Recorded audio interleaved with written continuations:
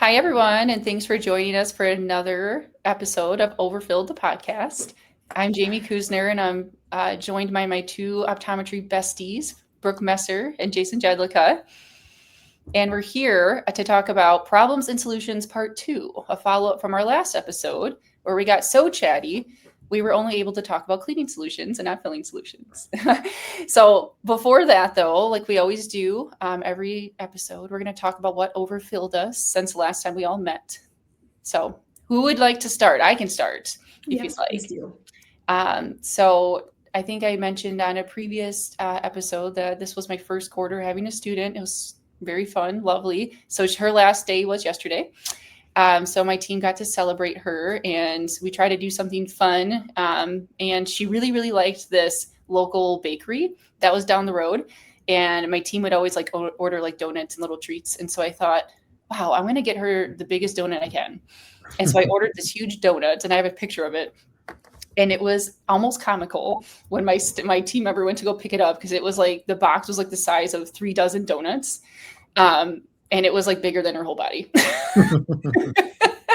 So we just did a little, good luck, goodbye day for her yesterday. And then I bought her a little Christmas ornament from downtown Rochester where we're at. And then she's starting at her next rotation Monday. And we'll get our next fourth quarter student starting Monday as well. So That was really fun. My team was so sad to see her go. And I'm like, you guys, we're going to have a new one every 3 months. We can't get this sad and attached. Right. Yeah. Are you all 4 quarters, or how many are you getting per year? So I'm only doing third and fourth quarter right now. Okay. And then next year I had to commit to what I wanted next year before I even had a student. So I just said third and fourth quarter also. It's just, our practice is a little different with the complexity of who you see. So I just didn't want, a first quarter getting thrown into it. So who knows, in the future, I might go up to 3 quarters. Mm-hmm. But yeah, it was a lot of fun. So we're excited to have another student starting Monday. So that's my overfill. Exciting. Awesome. How about you, Jason? Well, so I had a day this week where I had 3 patients all, at the school, we have patients come all in at the same time because there's students who work with them. So I had 3 patients who all came in at the same time, who are all established scleral lens wearers, keratoconus patients coming in for their annual exam. And they all were happy, but not, but seeing 20/25, -1, 20/30, -2 in their other eye. And I got to talk to all 3 of them about adding aberration correction to their lenses. So to basically put them in a chroma.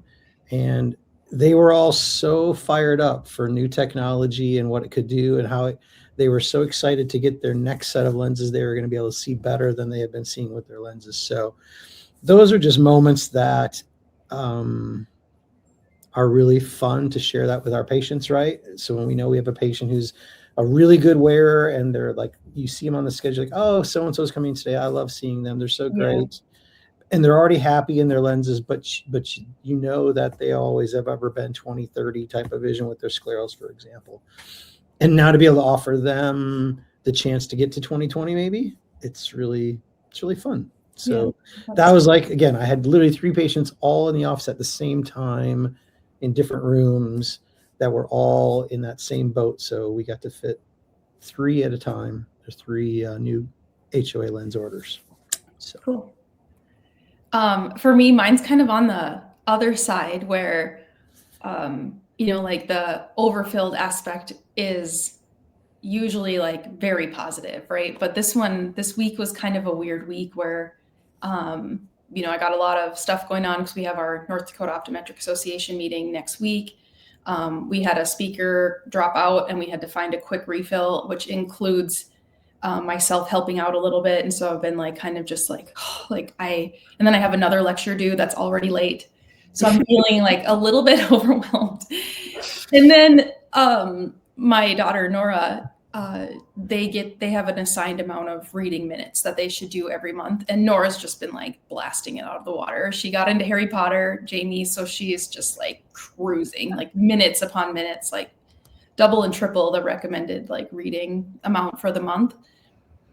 And when they meet their goal, they get little prizes that they can use. And one of them is called a seat swap, where they can like switch their seats in the classroom for a day to sit by a friend. And yesterday, Nora said she used her seat swap because her vision is bad, so she can sit. Oh no. No.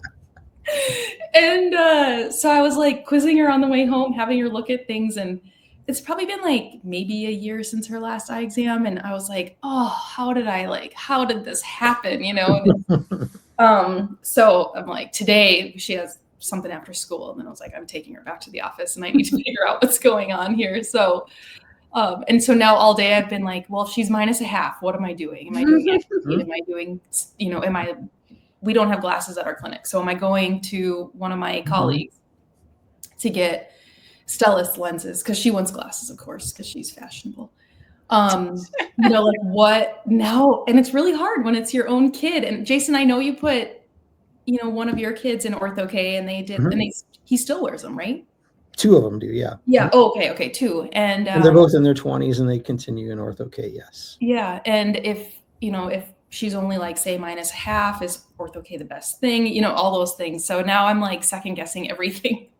On like, who knows, what am I going to do if I measure she's -1/2? I don't know. So who knows? Maybe they're just sitting too far away, and this stuff is too small for all of them to see. No. Like, how many times does that happen? Where you're like, I can't see from the board, and then you get them in here. You know what's going to happen because they're writing in like a light colored marker, and it's too small. So who knows? Maybe you're gonna get her there, Brooke, and she's gonna be like a -150 already. Oh no, I hope not. I don't think it's that bad. With my one of my kids he was complaining about his vision. By the time I got him in, he was like 2100. I'm like, how did we miss it this long? Oh, I hope not. And it's like, how did I do this? Like, how did this happen? So the Harry Potter, that happened to me too. That's why I'm a -7, -8. Yeah. All about it. Like, it's definitely like, she didn't love reading, and then she found things that she enjoyed reading, and her amount of reading has definitely gone up. And I'm always like, lights on, extra lights, like don't be so close. And then now she's like, well, my eyesight's bad, so I did a seat swap to sit at the front of the classroom. Wow, that's funny. Anyway, so that's where we're at in our house, and update next week with what I found. Right, we'll find out where she's at. Genetics are good on genetics. She got the good, brains. She's gonna get the same eyes. Yeah, I'm moderately nearsighted. Brian's highly nearsighted. So I mean, our kids are kind of like, it is what it is. They both like to read. Of course, every kid likes to use a tablet. But they have you now as their eye doctor, so you'll manage that myopia and grind at a minimum. I think, I don't know if she's ready for Ortho-K, and plus like -1/2, like you can still do pretty well with some other options. And so that's what I'm hoping for. It's just -1/2. Because last time I measured for our next episode. What's that? Sounds like a topic for our next episode. Yeah. What do you do with that -50 myope? Yeah. I love it. Yeah. What modality? We could talk about that today, but we already have a topic, right? Yeah. Okay. Let's go. Problems and solutions. Reel it in, Brooke. Problems and solutions. All right. So we did. Thank you, Alex, for being our faithful person who sends us videos and messages. This is probably the 3rd or 4th time he's sent us something. Love it. But Alex Tharman, who's an optometrist who actually was a student here at Indiana years ago with me. And if you've watched our previous episodes, you've seen his video where he talks about stuff and other cases we've shared. Anyway, Alex listened last week. Thank you. It's nice to have someone listening and watching our episodes.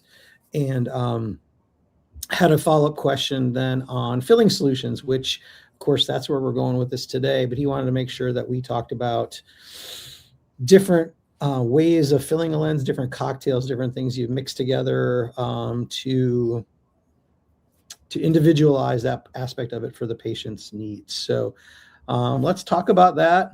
Thanks again, Alex, for sharing that as a perfect lead into what we want to talk about today. So Jamie, you've got a patient who you just fit in sclerals, first time wear. Mm-hmm. What are they gonna fill their lens with? So there's a lot of different options, and I think it really depends on what their underlying condition is. Like, is it ocular surface? Is it a 19-year-old that has keratoconus? Like, there's a lot of that goes into it. Kind of my go-to, just my own preference in my office is I'm going to start them on Lacapure. I just do that, one, because it's cost-effective, it's FDA approved for sclerals, it's not, super pricey, and I have it in the office. If they do have sensitivities, I do like to move them up to either like scleral fill or something that's buffered also. Because what I find with my patients is they either noticed, wow, this is a lot better, or it's about the same. And, sometimes it can be a little pricier for them. If someone has more sensitive eyes, I'm going to start them on a buffered right away. This is a little chart that I made actually when I was writing a column for Contact Lens Spectrum. I wasn't able to put this in here just because of the brands, but I was kind of curious, like the difference between all the different options out there, especially because I had a lot of patients that were using Neutrophil, which was wonderful. And then, they stopped manufacturing that. So it was I had a lot of patients asking like, what's the best substitute? What's the closest substitute? What should I try? I saw a lot of posts on the patient forums too, where a lot of patients were wondering like, what should I use now that I can't get my saline? Neutrophil was great just because it had those electrolytes in it. It was also buffered. Unfortunately not available right now. Hopefully maybe later this year. I don't know. But to me, this kind of chart shows me like the next best would be scleral fill because it is also buffered similarly. The rest of them are not buffered. I do prefer to have single-use vials. I'm I always get on my soapbox about that anytime I lecture, just because we know when they've done studies with bigger bottles of non-preserved saline that they start to grow bacteria, fungus, etc. after 48 hours. So I just really don't feel comfortable with a compromised cornea using a bottle of saline non-preserved for 14 days or more. I think it just puts it at a risky situation. And every single time I've told a patient that and about the study, they immediately are like, I won't use that. Why would my doctor tell me to use that? So I always have them use single vial. But in my office, I try to stock a lot of these different items. That way they can just leave with at least like a month or two of product. So that way they don't get all excited and then have to order on Amazon and it takes like 5 days. So I just have these here just for convenience mostly. Also, there's been issues with back orders, especially during COVID. I remember there was, back orders of a bunch of these salines and patients didn't know what to do. So I try to keep everything here for them as a nice little home. But that's what I recommend. Of course, there's other items on this list too that I just personally haven't, don't have experience with, haven't tried. Do you guys use any of these other products that are on the list too? So when we do a new scleral fit and we are dispensing, like their little kit of solution samples and things, I like to include 5 of a few different ones, so we have scleral fill in the office. We, when Neutrophil is available, we would keep some of those. I do dispense a bottle of Purelens Plus for rinsing in the beginning, so that if they're like dropping it a lot and things like that, I say, okay, you can rinse with this. So yeah, I try and keep like 3 different types in the office and I give them 5 vials of each of them so that they can give them a try and see what they like. And then, help them, we give them a sheet of where they can get the product. We do keep, we do keep like maybe 5 or 6 boxes of things that patients could purchase from us, being so that our volume isn't quite as high as how much we're dispensing and things, just being in a surgical office. I don't, feel like I need to have tons and tons of it for sale in the office, but I do keep some around for patients that need it. So I do like to just give them a choice. And I kind of recommend like, hey, this is, if you feel some burning and stinging, like I would recommend this one. And then I also encourage them to do 5 days in a row of each one, just to kind of see versus like jumping around. And that's how we kind of introduce patients to those salines and, let them know that you can get any of these 3 if you like them. I really like that idea of like making it like a kit, and then having, like you said, like 5 days of each of them, because it is tricky too, especially when they're new wearers. It's like maybe the one day they had a bubble, or maybe the one day they struggled putting it in and out, and so their eyes irritated. So I think that's a really good option. I should do a tiny little, I can't remember how many ounces, Purelens Plus comes in like a big bottle and a small bottle. And so we give them the small bottle for rinsing in the beginning, just for, just so they're not constantly like flying through vials for rinsing if they drop it or something like that. And I know like when we all first started fitting, most of these products didn't exist, right? So I think all of us probably just used Adipac for the longest time. And I would prescribe that. And I don't know, maybe this is just my personal experience. Any patient that still is using Adipac that comes in, they usually will have issues with dryness. I don't know. And a lot of times I'll just grab them a couple, even just switching them to Lacopure, which is also not buffered. They've felt like their eyes are more comfortable. Mhm. So I know a lot of people still use Adipac because you can send it to the pharmacy. It's like Mhm. slightly cheaper for a 3-month supply by like $20. But most of my patients, I've given them samples of anything else, and they like it better than Adipac. But Mhm. I don't Do know, you that's guys have you considered this just kind of came to my mind when you sell a patient like a box of Lacropure, which we do the same. We stock it because our price is the same as Amazon and they get it now and blah blah blah. Have you considered that anytime someone buys a box of Lacropure, you include a application and removal plunger? That way they're getting like every 3 months they can toss it and get a clean one, a new one. Good idea. Or you could even just tack on a couple bucks to a box and charge, instead of 40, you could charge 45 and then include a free set of plungers. Yeah, That's that's a a nice thought because I think people keep their plungers forever and they get so nasty. Oh, It would be a way for them to get more plungers, to get new ones, to have backups, and not necessarily have to pay for them, but not have to give them away either. You know what I mean? Yeah, yeah, it's that's a kind good of like telling patients to replace their case every time you get a new bottle of solution. You know, your Right. disinfection solution. I try and tell them that get a new Yeah. case every time you replace your bottle. Yeah, I've told patients too, like there's a ton of plungers that you can get on Amazon also, and a lot of them will end up buying them because then they can have it, in different areas like their car or like when they Yeah, but travel. you have to buy them like 10 at a time or Yeah, whatever. You know what I I mean? know, like So so many. But that's a really good yeah. idea, Jason. Make it like a little kit kind of replacement thing. I know the last office I was at looked at doing like an auto shipment thing, but it was just not feasible with how expensive it is to ship these solutions. Right. They're so expensive. So it ended up being, it just didn't really financially make sense. But I have a lot of patients that come back every 3 months or so to get more solutions. Sometimes I just don't feel comfortable buying things online if they're older, or they just like coming to see us. And then it's nice too. I just had a guy yesterday, he came in and we like seeing him, and he got his solutions and he's like, wait, am I due for my annual exam pretty soon? And we can like look it up and like book his exam because he's in the office while we're checking him out. So it just kind of keeps them like on schedule too. Versus if they're just buying it online. But I always tell them they can buy it online too, especially if they live far away. But Sure. most of them they like our office. They like our staff. They like, saying hi to everybody.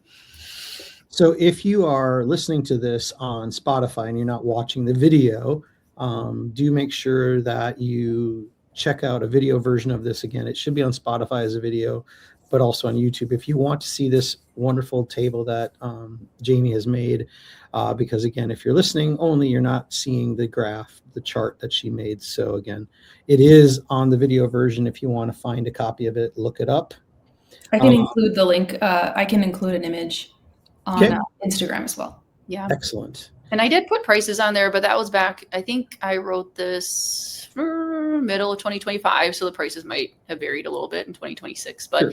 It's kind of a nice thing to look at too, because it might not seem like a lot to pay like $30 a box for saline. But if you do have to do that every month, that might be a lot of money for somebody, So it's a balance between the right option for them, but also like cost conscious. So right. So let's move on when we talk about solutions, because we kind of got on this topic. We kind of got on this idea for a topic a couple weeks ago based on a post that someone had on Facebook. We're asking about solutions, and they were asking about, adding non-preserved artificial tears and whatnot. Mm-hmm. So outside of straight saline, what else can we fill a lens with? And what type of patients would benefit from filling it with something other than just straight saline? So one of the most common things that, I had been told over the years, and I remember hearing this at my very first GSLS, so this would have been GSLS 2011, is Celluvisc in the bowl for chronic foggers, with the thought of, hey, if it's a little thicker, mixed with their saline, so not 100% Celluvisc, but, half and half or a few drops or whatever, that it can reduce the rate of fogging. And this would have to be patients who pump in tear debris from lens movement or misalignment or whatever, versus like epithelial debris or whatever you want to call it. Do you guys think that helps? I think it does. It depends. I also have been doing that for a long time. I used to need it more before we had bioelevation. So I almost felt like so many people needed it. Now that our fits are a lot more aligned, I don't need it as much. And so usually if they're having issues still with fogging, I'll recommend it to them. And sometimes I have patients say it makes a huge difference. And sometimes they say it didn't make a difference at all. Yeah. So I give it to them as an option. If you want to try it, just buy a box of it. If you love it, amazing. If you don't, there's no harm in it. But for some people, they really say it helps a lot. I usually just say add a couple drops to the lens and then fill it up the rest of the way up with saline. I think it depends upon how bad the fogging is.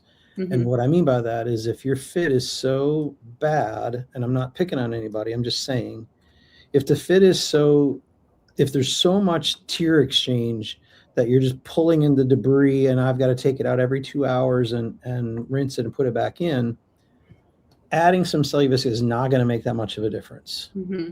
But if you've got a patient that has a relatively good fit, you've done everything you can to get as good as you can, and the fogging is a slow trickle that takes hours to bother them, it probably will help because it will slow down that exchange by a certain rate. And if that debris flow is low, cutting the rate of the debris flow by 50% might make a huge difference. If the debris flow is just gushing in, you're going to extend it from an hour to 2 hours. I mean, that's not really that helpful. Mm-hmm. So I think it's not a first line approach to helping with fogging. Obviously, as you just mentioned, getting the fit right, by elevation or whatever, you need to do everything you can with the fit first. If you feel like you've gotten it as good as you can and you still have a little bit of fogging or fogging that takes several hours to bother the patient, I think adding a thicker agent can definitely make a difference. It definitely slows down the tear exchange under the lens to an extent. Mm-hmm. And it's interesting, like some people, and if you ever do like an OCT, you can like see that they have fogging, but they have no symptoms of it. And then other people will say like, they're so foggy and you're like, I barely see anything. Yeah. So it's kind of like blur tolerance. So I feel like some people just can't tolerate hardly any fogging. And so for them, I feel like it helps more. You know what I mean? Adding it to help with fogging is one reason. What are other reasons to add other things to your filling solution? I have some patients on serum tears, and I'll have them put a couple drops of their serum tears in the lens. So that way, you know, because they'll still use their serum tears throughout the day, but obviously if they're wearing their lens, it's not really going on their cornea. So I'll tell them just to add a couple drops of their serum tears into the bowl. So that's another thing I do. What's the patient complaint when you would do that? Usually it's if they're already on serum tears. I just have them add it to it, just because, I don't know, I guess my thought process is I don't want them completely stopping their serum tears for like 12 hours just because they're wearing a scleral.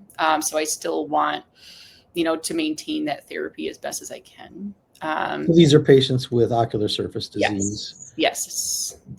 And this is managing their corneal and ocular surface health. Right. By adding the serum tears. I don't know. Okay, so I'm going to ask a really stupid question, and if you guys don't know, anybody who ever watches this, let me know.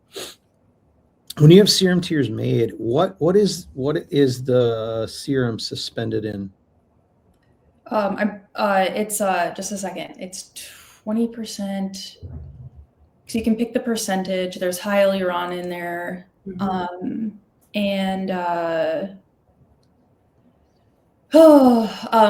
There may be like some subtle differences between the lab, but I would have to look at our lab that compounds it for us.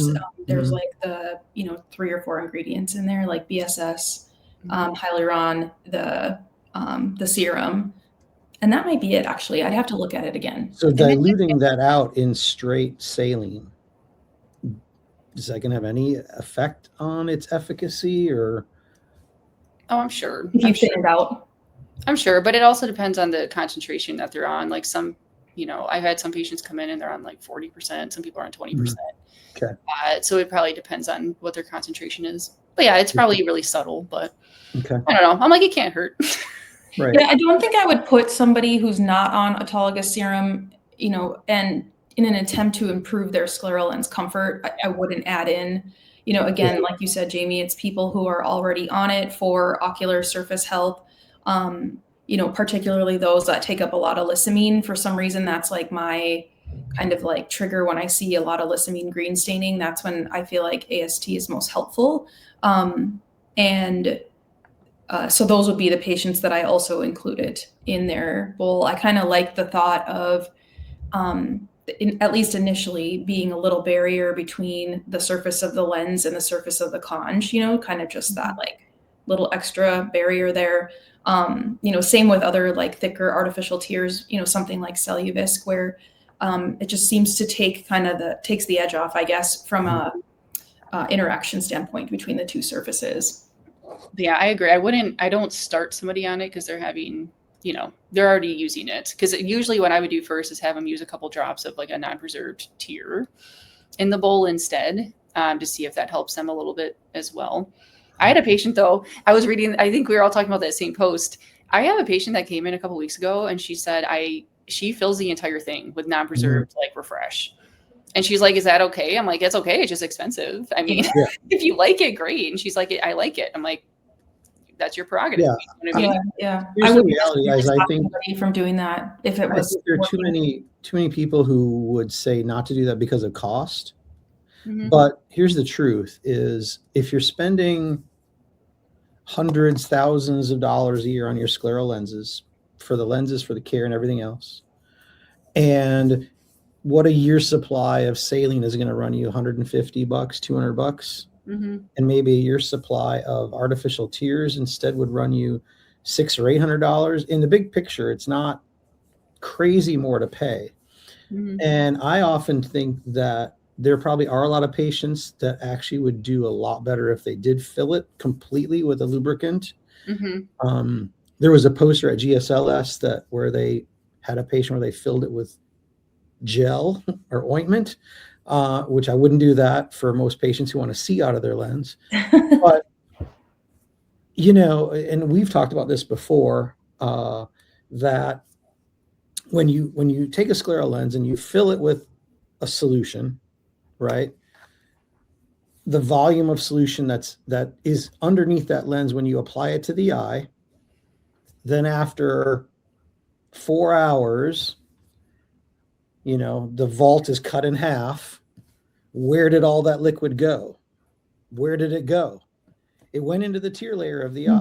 It's pumped out. If I fill a lens with non-preserved artificial tears, then what I'm really doing is I'm time releasing lubricant into the tear layer of the eye for the next 2 to 4 hours, which can't hurt surface wettability. It can't hurt dry eye symptoms. And so I do have some patients, I have quite a few patients who fill their lens with non-preserved artificial tears, mainly ocular surface disease patients and patients who have problems with wettability. And those patients, those rare patients that bleed from their lid wiper because their eye is so dry and their lid wiper is so raw from rubbing against the surface of a scleral that they just, that level of disease. I mean, I feel like those patients. And so that's leading me on to my last question for you guys. And that is, let's create a wish list for the perfect scleral lens filling solution. What would it consist of? What would it have in it? What would be the viscosity? What would be all of it? HA. I love the time release thought, and in a way, where the chamber, and I just want to kind of branch off of that, where the lens, comes down and meets the haptic. It's a little thicker there because there's that little heel. And I've always thought, like, can't we like get a chamber in there? And then, as the lens moves and things, like little beads of whatever, like medicine, pharmaceuticals, lubricants, autologous serum tears, like, could they be pumped out into the chamber? So those could be like our anti-lipid things to break up whatever the fogging is. Or, I think, like, if we could fill the lens with some boba tear kind of thing that has little blisters of lubricant that pop over time and release.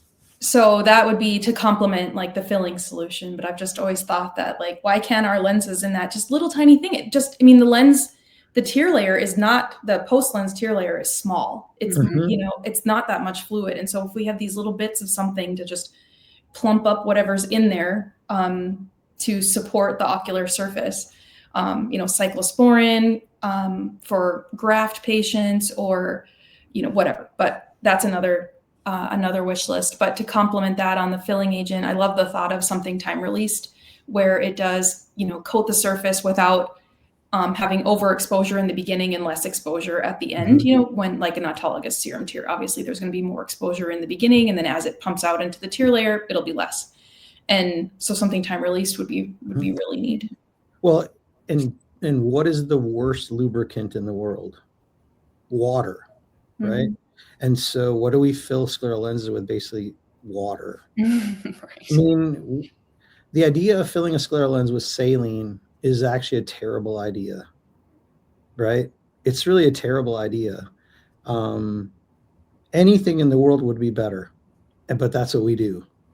And I think the idea that neutrophil had with adding electrolytes was a great idea. Mhm. And I think adding hyaluronate to the solution would be great for corneal health. And I think making it more viscous, making it more like a mild to moderate viscosity, non-preserved artificial tear. Right. If you could make that, and you say, well, that's expensive. Yeah, but you know what? Do you know why? See, like if we were using solutions for filling like that all along, this podcast would never exist because we wouldn't have to overfill our lenses. Yeah, I was just going to say that bubbles would be Right. non-existent with the higher viscosity. Right. And Yeah. you wouldn't have to fill it to the top because you wouldn't spill it all out in the process of applying the darn thing. Mhm. So you could actually put less solution in your bowl. You could fill it like 3/4 full, and that would be enough. Yeah. Probably even less. I mean, patients are So always our like, podcast would be 3/4. oh my Yeah, God, right. a Or quarter full. underfilled or whatever. No, I mean, patients always ask me, they're like, so much saline comes out. I'm like, well, yeah, because your eye, I mean, displacement of fluid, your eye takes up like 80% of the space of that lens. And that's why whenever I'm having them add anything to it, I have it added to it at the bottom, just in hopes that like the displaced fluid is just the saline, not like whatever you're adding. But a lot of that saline goes away in spillage too, just in the process of bringing it up to the eye. As you lift it to the eye and you're tipping it some, and some of it's pouring out before it ever touches the eye, you probably lose half of it. And that's why you have to overfill it. But if that solution was thick enough that it didn't run out if you tipped the thing, you wouldn't have to fill it. Anyway, I think that if there's any manufacturers of solutions that are listening, we are open to sponsors and consultation opportunities but your idea. Seriously, someone please create a better scleral filling solution, one that actually isn't just okay for it, but actually is therapeutic to the ocular surface and has a little bit of thought gone into it as to how it's made so that it benefits the eye in every way in terms of health and electrolytes and molecules that are beneficial and viscosity and lubricant aspects. And maybe, like you said, Brooke, even some little time release bubbles in there that will break over time and seep lubricant out. And again, is it expensive? Maybe, but I guarantee you, for the patient who deals with fogging, dryness, discomfort, anterior surface wettability issues, if you had to charge triple the price of straight saline, people would pay that in no thought at all. Look where we're at with soft lenses now. I can remember 10 years ago, you could buy a year's supply of monthly replacement soft lenses was $200. People now don't bat an eye at $1,000 worth of daily disposables. That's 5 times more. Yeah. I don't think people would mind paying if the solution was that good. So please, somebody get on that. And I would also like to say, if we can get it in a bigger bottle that has one of those one-way caps, like they're doing, like all my Optase bottles are like that, that'd be great. Because the reason why I use the single, is because the bigger bottles don't have those caps right now, and it's getting contaminated. And then that would help patients too, because they wouldn't be wasting as much, and they would feel like they would like it so much better. So if somebody can even make a bottle that has like the caps like Optes, Yes, the has, one with like, valve. valve, that'd be amazing. That's what there are some patients who, again, I have filled their lens with lubricant, non-preserved lubricant, and we usually tell them to use those lubricants because, again, you can get more instead of a vial. I don't want to mention any names. We could, but there are a handful of lubricant drops out there that come in those bottles now, non-preserved tiers, and that's usually what we recommend is they get a bottle of that and then just add, again, you don't have to fill it full because it's not going to spill, but you fill it, like 2/3 full of that to apply, and that works. So, anyway, what else? Anything else about filling solutions you guys want to talk about? No, I think we're good. We're at a good time. As always, if you want to get in touch with us, you can reach out to us on Instagram, email, and I guess those are the two best ways. And we are actually looking at starting a website where we're going to house like some of these images and cases and perhaps even some information with some of our like favorite industry things so that you can reference them for information. And so stay tuned for that. Again, you can message us on Facebook or Instagram, and then or send us your cases, as we would love to discuss them on the show sometime. With that, we will see you all next week. And Jamie and Jason, it's always good to connect with you, and we'll see you guys next time. We'll see you.